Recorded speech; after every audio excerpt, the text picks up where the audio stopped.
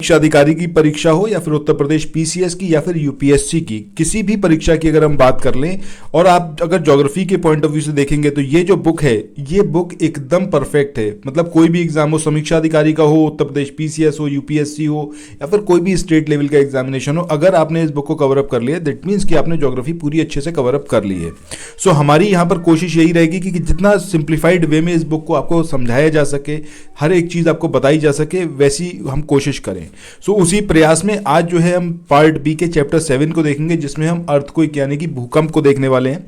सो आगे बढ़ें इससे पहले बस इतना सा कहूँगा कि चैनल को सब्सक्राइब कर लीजिएगा, नोटिफिकेशन बेल के आइकन को प्रेस कर लीजिएगा, और अगर आप समीक्षा अधिकारी की तैयारी कर रहे हैं तो हमारे टेलीग्राम चैनल के साथ तुरंत जुड़ जाइए, या फिर उत्तर प्रदेश पीसीएस की तैयारी कर रहे हैं उसका रीज़न ये है कि full length test free of cost आपको कराए जा रहे हैं टेलीग्राम चैनल पर, और जीएस वाला पोर्शन भी आपको वहाँ पर देखने को मिलेगा। मतलब ये ऐसा इनिशिएटिव है जिसमें आप बहुत ज़्यादा बेनिफिट ले सकते हैं। सो आइए अब शुरू करते हैं आज के अपने सेशन को। यहाँ पर डायरेक्टली बुक के पीडीएफ से नहीं मैं आपको पढ़ा रहा हूँ, उसका रीज़न सिर्फ इतना सा है कि कॉपीराइट के इश्यूज रहते हैं, बट उससे कहीं ज़्यादा यहाँ पर चीज़ों को सिंप्लीफाई किया गया है। आप बस देखते चलिएगा, इतना मक्खन की तरह सारी चीज़ें क्लियर हो जाएंगी ना, आपको समझ में आ जाएगा भूकंप अर्थक्वेक एग्जैक्टली है क्या, क्या कुछ इसके कारण है, सारी चीज़ें क्लियर होंगी। तो सबसे पहले भूकंप की बात करें, अक्सर आपने फील करा होगा धरती हिलती है, मतलब तो उसके बाद चाहे आपके घर हो गए, अगर कहीं आप वर्किंग हैं तो आपने कई बार महसूस करा होगा आपकी टेबल चेयर सब कुछ हिलता हुआ नजर आता है, और टीवी चैनल वाले तो खूब हो हल्ला मचाते हैं कि देखो भूकंप आ गया, भूकंप आ गया, समथिंग लाइक। सो यहाँ पर सबसे पहली बात यह कि भैया कारण क्या है, क्या ये सिर्फ प्राकृतिक कारणों से ही होता है या फिर इंसान का भी इसके अंदर काफ़ी योगदान है। सो अगर हम बात करें नेचुरल रीजंस की, प्राकृतिक कारणों की, तो इसमें ज्वालामुखी क्रिया, जब ज्वालामुखी विस्फोट होता है उसकी वजह से भी भूकंप आते हैं। विवर्तनिक अस्थिरता का मतलब ये है कि जैसे हमारी जो पूरी अर्थ है ये अलग अलग प्लेट से मिलकर बनी हुई है, और वो प्लेट इधर उधर सरकती रहती हैं, ठीक है। उनके सरकने से क्या होता है, अस्थिरता उत्पन्न होती है। सो वो है आपका विवर्तनिक अस्थिरता। इसके अलावा संतुलन स्थापना के प्रयास, इसकी वजह से भी भूकंप आते हैं। वलन और भ्रंशन, कई जगह फॉल्ट्स आते हैं तो उसकी वजह से भी भूकंप आता है। प्लूटोनिक घटनाएं होती हैं। इसके अलावा भूगार्विक गैसों का फैलाव, जो अंदर से गैस बाहर निकलती है या फिर अंदर ही जो फैलती है तो उसकी वजह से भी भूकंप जनरेट होते हैं। सो ये तो हो गए नेचुरल रिसोर्सेज। एग्जामिनेशन में आपसे इस तरीके से पूछा जा सकता है, आपको 4 ऑप्शन दे दिए जाएंगे, आपसे पूछा जाएगा इसमें से कौन सा ह्यूमन मतलब इंसानी क्रिया है जिसकी वजह से भूकंप आता है, या फिर इंसानी कारण है, इंसान के द्वारा निर्मित कारण है, और या फिर कौन सा नहीं है। इस तरीके से क्वेश्चन आता है। बहरहाल बात करें कृत्रिम और मानव निर्मित, तो इंसान आज की डेट में क्या कर रहा है, अलग अलग जगह जाकर बांध बनाता है, डैम बनाए जाते हैं, ठीक है, विस्फोट करे जाते हैं, उनकी वजह से भी भूकंप आता है, ठीक है। सड़कें बनती हैं स्थिर प्रदेशों में, बांध हो गए, बड़े बड़े जलाशय हो गए, उसकी वजह से भी भूकंप आता है। तो ये हो गए आपके मैन मेड जो चीज़ें हैं जिसकी वजह से भूकंप आता है। अब यहाँ पर एक चीज़ बहुत इंपॉर्टेंट है, अगर ये आइडेंटिफाई करना हो कि भूकंप आने की संभावना है किसी पर्टिकुलर क्षेत्र में या फिर नहीं, या फिर भूकंप आने वाला है कि नहीं, तो वो कैसे पता चलता है। अगर रेडॉन गैस की मात्रा वायुमंडल में बढ़ना शुरू हो गई दैट मीन्स कि वहाँ पर भूकंप आने की चांस है, वहाँ पर भूकंप आएगा, ठीक है। सो रेडॉन गैस को ज़रूर याद रखिएगा कि भूकंप आने से पहले वायुमंडल में रेडॉन गैस की मात्रा जो है उसमें वृद्धि होती है, जिससे भूकंप आने का संकेत प्राप्त होता है।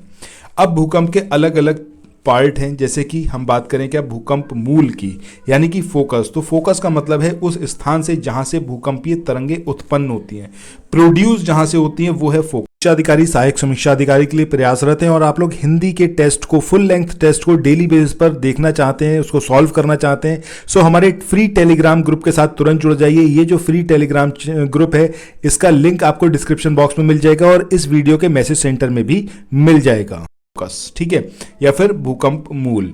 वहीं इपी सेंटर की बात करें या फिर हम बात करें भूकंप केंद्र की, तो ये वो स्थान है जहां सबसे पहले भूकंपीय तरंगों का अनुभव किया जाता है, ये पृथ्वी पर होता है, ठीक है। इसके बाद नेक्स्ट पॉइंट की बात करें कि भूकंप मूल, इसकी गहराई के आधार पर भूकंप को 3 वर्गों में डिवाइड करा गया है। एक है आपके सामान्य भूकंप, जिसमें जो फोकस होता है वो 0 से 50 किलोमीटर तक अंदर होता है। दूसरा है मध्यवर्ती भूकंप, जिसमें 50 से लेकर 250 किलोमीटर तक गहराई में फोकस होता है।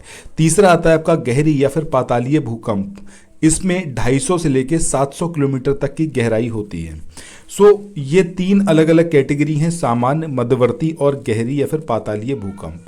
अब अगली जो पॉइंट है जो काफ़ी इंपॉर्टेंट है, जिसके ऊपर एग्जामिनेशन में सेवरल टाइम्स क्वेश्चन आता है, ये है कि भूकंप के दौरान जो तरंगे उत्पन्न होती हैं उसके बारे में। सबसे पहली तरंग कौन सी है? प्राथमिक अथवा अनुदैर्ध्य तरंगे, इन्हीं को प्राइमरी वेव्स या फिर पी वेव्स कहा जाता है। तरंगों का मतलब हो गया वेव्स। और ये जो अनुदैर्ध्य तरंगे हैं ये ध्वनि तरंगों की भांति चलती हैं, तो मतलब ये किसकी तरह चलती हैं? साउंड वेव्स की तरह चलती हैं। इस चीज़ को याद रखना है, ठीक है, that is very important point. इनकी तीव्रता सर्वाधिक होती है, इसलिए ये जो है सबसे पहले धरातल पर पहुंचती हैं।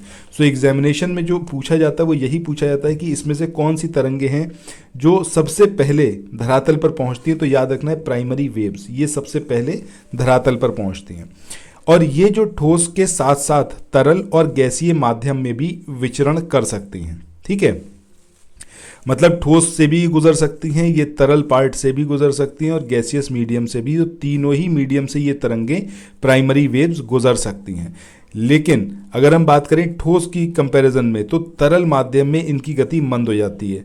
मतलब ऑब्वियसली बात है, ध्वनि तरंगे हैं, ध्वनि तरंगों के बारे में आपने ये चीज़ पढ़ी भी होगी। जब ठोस से कोई ध्वनि तरंग टकराएगी तो जल्दी ट्रेवल करेगी, बशर्ते अगर किसी लिक्विड में वो पास हो रही है, ठीक है। सो वही चीज़ यहाँ पर है कि अगर ठोस में देखें तो ठोस में ये इनकी गति तेज होगी बनिस्पत तरल माध्यम के। अब ये जो है एस तरंगों की तुलना में तकरीबन 66% अधिक गति से चलती हैं। ये पॉइंट और याद रखना है कि जो सेकेंडरी वेव्स हैं उनसे लगभग 2/3 ज़्यादा इनकी स्पीड होती है। इसके बाद नेक्स्ट हम बात करते हैं द्वितीयक अथवा अनुप्रस्थ तरंगों की। तो इन्हें क्या बोला जाता है? एस तरंग या फिर सेकेंडरी वेव्स बोला जाता है। जो प्राइमरी वेव्स हैं वो हमारी ध्वनि तरंगों की तरह काम करती हैं, उसके समान होती हैं, समान चलती हैं। जबकि जो ये तरंगे हैं आपकी द्वितीयक या फिर अनुप्रस्थ तरंगे, ये प्रकाश तरंगों के समान चलती हैं और ये केवल ठोस माध्यम में ही विचरण कर सकती हैं। ये ना लिक्विड में विचरण करेंगी ना ही गैस में, ठीक है। अब तरल माध्यम में ये लगभग लुप्त हो जाती हैं, खत्म हो जाती हैं, क्योंकि ये पृथ्वी के क्रोड से गुजर नहीं पाती, क्योंकि क्रोड हमारा मोल्टन स्टेट में। इसलिए एस तरंगों से पृथ्वी के अधिकारी सहायक समीक्षा अधिकारी के लिए प्रयासरत हैं। और आप लोग हिंदी के टेस्ट को, फुल लेंथ टेस्ट को डेली बेसिस पर देखना चाहते हैं, उसको सॉल्व करना चाहते हैं, सो हमारे फ्री टेलीग्राम ग्रुप के साथ तुरंत जुड़ जाइए। ये जो फ्री टेलीग्राम ग्रुप है इसका लिंक आपको डिस्क्रिप्शन बॉक्स में मिल जाएगा और इस वीडियो के मैसेज सेंटर में भी मिल जाएगा। क्रोड के तरल होने का अनुमान जो है वो लगाया जाता है। कई बार एग्जामिनेशन में जब कथन और कारण वाले क्वेश्चन आते हैं उसमें आपने देखा होगा, आपको इस तरीके का क्वेश्चन मिल सकता है कि एक स्टेटमेंट आपको दे रखा होगा कि एस तरंगे या फिर सेकेंडरी वेव्स या फिर द्वितीयक और अनुप्रस्थ तरंगे ये ठोस माध्यम में विचरण कर सकती हैं, और कारण में ये दिया होगा कि इनके विचरण करने से पृथ्वी के क्रूड के तरल होने के संबंध में अनुमान लगाया जा सकता है। इस तरीके से आपसे एग्जामिनेशन में क्वेश्चन पूछा जाएगा, तो ये ज़रूर याद रखिएगा, बहुत इंपॉर्टेंट है। सेकेंडरी वेव्स या फिर द्वितीयक तरंगे ये प्रकाश तरंगों की तरह काम करती हैं। दूसरी बात, ये केवल ठोस माध्यम में ही ट्रेवल कर सकती हैं, ये लिक्विड और जो गैसियस स्टेट है उसमें ट्रेवल नहीं करेंगी, और इसी वजह से इनके द्वारा जो है पृथ्वी का जो क्रोड है वो मोल्टन स्टेट में है, सॉलिड स्टेट में है, कि क्या कुछ है वो पता लगाया जाता है। चलो आगे बढ़ते हैं। इसके बाद अगला पॉइंट है कि प्राइमरी जो वेव्स हैं, जो तरंगे हैं, उनकी तुलना में इनकी गति तकरीबन 40% कम होती है। इसके बाद थर्ड आती हैं आपकी धरातलीय वेव्स या फिर सरफेस वेव्स। इनको एल तरंगे या फिर लव वेव्स भी बोला जाता है, और ये तरंगे पृथ्वी के ऊपरी भाग को ही प्रभावित करती हैं। ये काफ़ी इंपॉर्टेंट है और बड़ी ज़्यादा ये विनाशकारी हैं, मतलब इनकी वजह से काफ़ी नुकसान होता है। ये अत्यधिक प्रभावशाली तरंगे और सबसे लंबा मार्ग ये तय करती हैं सरफेस वेव्स। तो सरफेस वेव्स के बारे में ये आपको याद रखना है कि ये सबसे ज़्यादा ट्रेवल करती हैं, सबसे लंबा मार्ग तय करती हैं, और ये जो है पृथ्वी के ऊपरी भाग को ही प्रभावित करती हैं।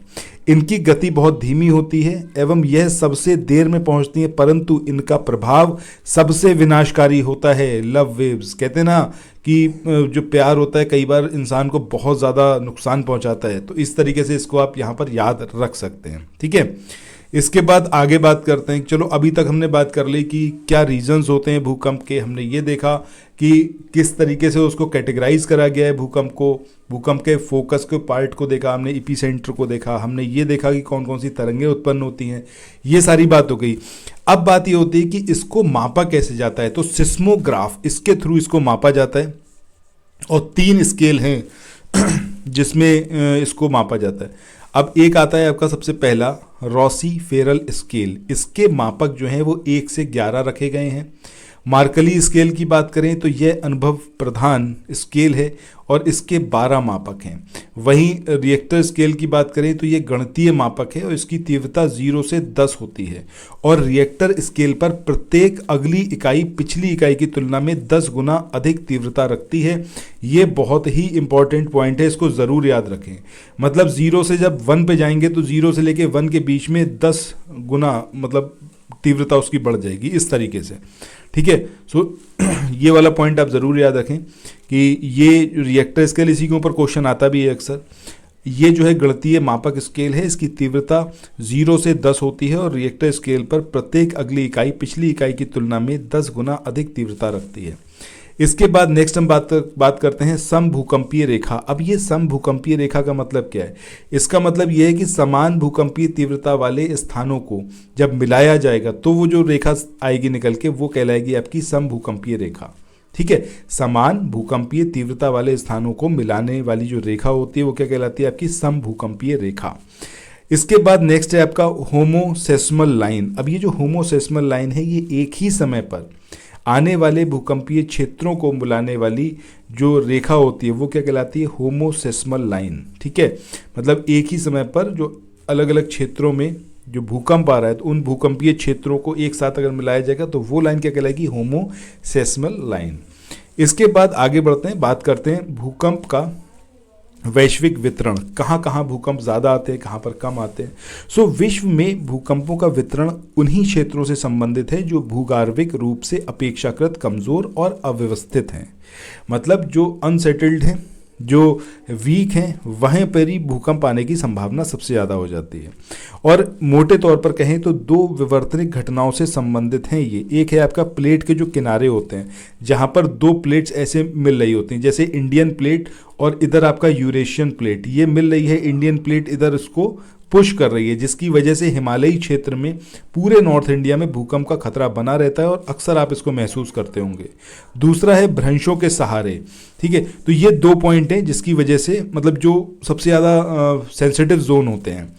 अब इसमें अगर हम बात करें विश्व में भूकंप की विस्तृत जो पेटियां हैं, ये बेटियां नहीं है, ये पेटियां हैं। ठीक है, पेटियां ये कौन कौन सी हैं? पहली है आपकी प्रशांत महासागरीय तटीय पेटी।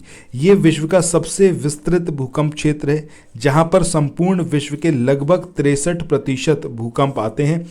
और इस क्षेत्र में आपका Chile, California, Alaska, Japan, Philippines, New Zealand, ये सारे कंट्रीज आते हैं। और यहाँ भूकंप का सीधा संबंध प्लेटीय अभिसरण, भूपर्पटी के चट्टानी संस्तरों में भ्रंश और जो ज्वालामुखी सक्रियता है उसकी वजह से होते हैं। मतलब वॉल्केनिक एक्टिविटी हो गई, यहाँ पर जो फॉल्स होते हैं उसकी वजह से, जो प्लेटीय अभिसरण है यानी कि जो टेक्टोनिक प्लेट्स हैं उनकी वजह से, और जो सरफेस पर जो चट्टाने हैं, ठीक है, चट्टानों के स्तर हैं उसकी वजह से, उसमें जो भ्रंश पड़ते हैं उसकी वजह से। तो इन सारे रीजंस की वजह से यहाँ पर भूकंप आते हैं। दूसरा है आपका मध्य महाद्वीपीय पेटी। अब ये जो मध्य महाद्वीपीय पेटी है इसमें विश्व के लगभग 21% भूकंप आते हैं और ये जो प्लेटीय अभिसरण है, अभिसरण का क्षेत्र है, एवं इसमें आने वाले अधिकांश भूकंप संतुलन मूलक अथवा भ्रंश मूलक हैं। ये पेटी जो है आपका केप वर्डे से स्टार्ट होती है और अटलांटिक महासागर, भूमध्य सागर को पार कर कर ये अल्प्स, काकेकश, हिमालय जैसे जो नवीन पर्वत श्रेणियां हैं इनसे होते हुए दक्षिण की ओर मुड़ जाती है और फाइनली साउथ ईस्ट द्वीप में जाकर, ये द्वीप है, द्वीप में जाकर ये प्रशांत महासागरीय पेटी में जाकर ये मिल जाती है। ठीक है, सो ये सारी बात है इसके बारे में। और इंडिया जो है वो इसी उसमें आता है, क्षेत्र में आता है, मध्य महाद्वीपीय पेटी में आता है। इसके बाद नेक्स्ट हम बात करें मध्य अटलांटिक पेटी की। तो ये जो मध्य अटलांटिक पेटी है, इनमें सर्वाधिक भूकंप भूमध्य सागर के आसपास पाए जाते हैं और सामान्यतः इस पेटी में कम तीव्रता के भूकंप आते हैं। मतलब ये जो आपकी मध्य अटलांटिक पेटी है, इसमें कम तीव्रता के भूकंप आते हैं। ये चीज़ आपको बेसिकली याद रखनी है। और इसका संबंध जो है प्लेटों के अपसरण और रूपांतरण भ्रंशों से है। ये भ्रंश हैं, ठीक है, भ्रंशों से है। सो ये चीज़ यहाँ पर याद रखनी है। इसके बाद अन्य क्षेत्रों की बात करें, इसमें आपका पूर्वी अफ्रीका की जो लंबी भूभ्रंश घाटी है, अदन की खाड़ी है, अरब सागर तक का पूरा क्षेत्र है, हिंद महासागर की भूकंपीय पेटी, वो सारी इसमें सम्मिलित है। सो ये था हमारा पूरा ये चैप्टर जिसमें हमने भूकंप के बारे में बात करी है। इसी चैप्टर में, इसी पार्ट में अगला जो टॉपिक है वो है आपका सुनामी के बारे में। सुनामी को हम देखेंगे नेक्स्ट वीडियो में। सो आप लोग चैनल के साथ बने रहिए, चैनल को सब्सक्राइब करिए, नोटिफिकेशन बेल के आइकन को प्रेस करिए।